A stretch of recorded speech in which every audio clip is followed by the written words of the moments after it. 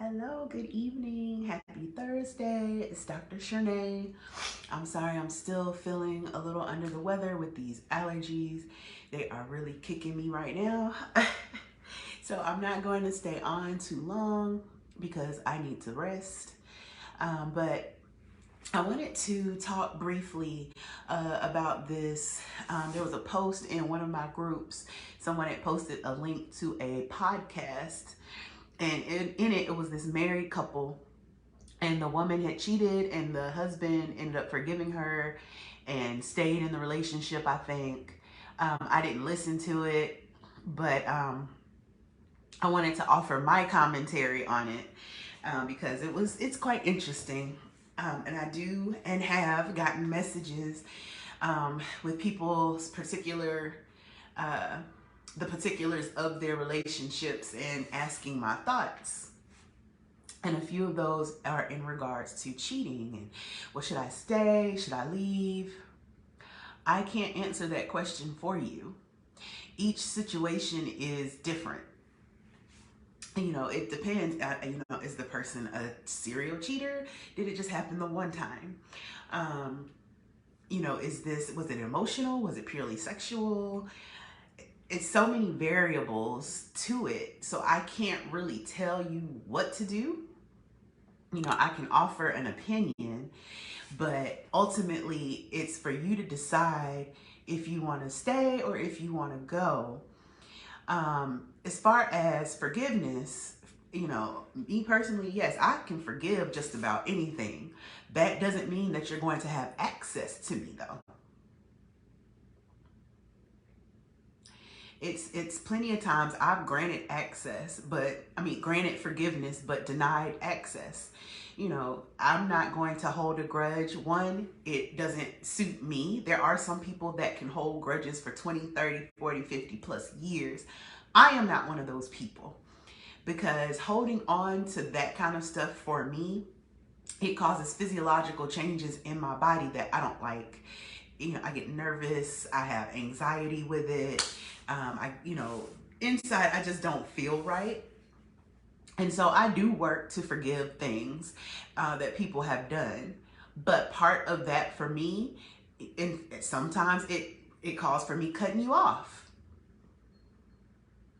I had someone last year, someone that I had dated briefly, and things just went terribly wrong. And he ended up sending me messages later on in the year.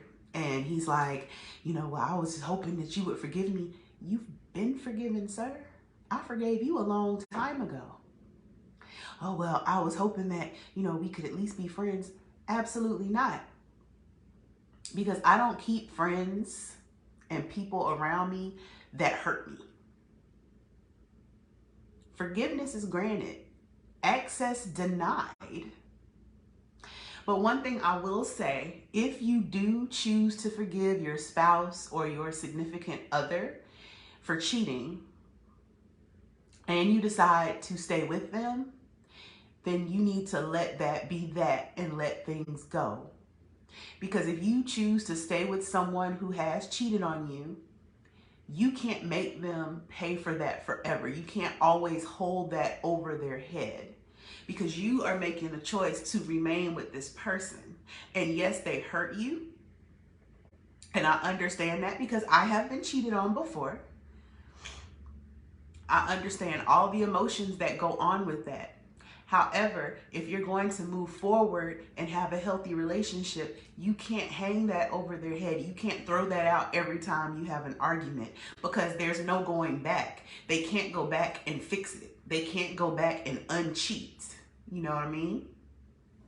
So it's not fair, if you're going to remain with this person, to just constantly throw it in their face that they did this. Yes, they did it, and it hurt you, and it hurt your trust in them, and it damaged that part of your relationship.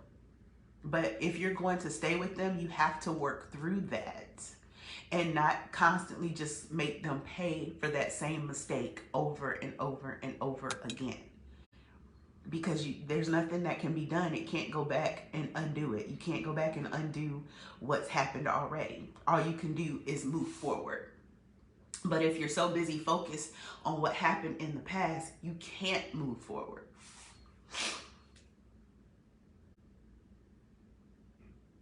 So if you're going to forgive them and remain with them, you have to let it go. I try to never say never because I don't know what I would do in any given situation. Like I said earlier, it's so many different variables to things, so I really don't know. I can tell you what I've historically done. You know, historically, it's been a deal breaker for me personally, just because trust is a very, very precious thing to me. And if I feel like I can't trust you, I don't feel that we have a relationship. But that's how it's been. How we move going forward, I don't know. I'm big on communication and honesty, talking about things, sharing things, whatever we need to discuss. That's huge to me. And that's part of the reason why I think the majority of relationships break down is the communication isn't there. And people are not completely honest about their feelings. Sometimes it may hurt to hear what the other person has to say, but it's something that you need to hear. And when you're building a relationship with someone or you're in a marriage with someone, you have to check your ego. You have to put the ego to the side, because it's not just you. It's you and him. It's you and her.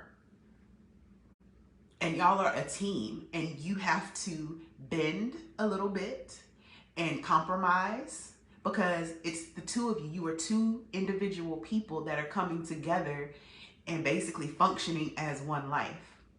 So you have to be able to be flexible, to hear what the other person has to say, be open and communicative with them, open to hearing what it is that they need from you and the ways that they need it from you, because you may have two different love styles, and that person needs to feel love in the way that they need to feel love, not necessarily how you want to show them love. So it's a lot of things that you have to take into consideration when you're working on maintaining relationships and things like that.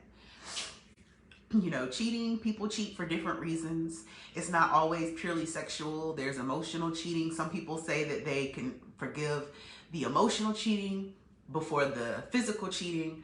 I am probably on the opposite side. I could probably more easily forgive the physical than the emotional. But, you know, we're all different people. And we all have different things that we go through. We all have different mindsets, different thoughts, different desires. So, you know, there's not really one blanket answer.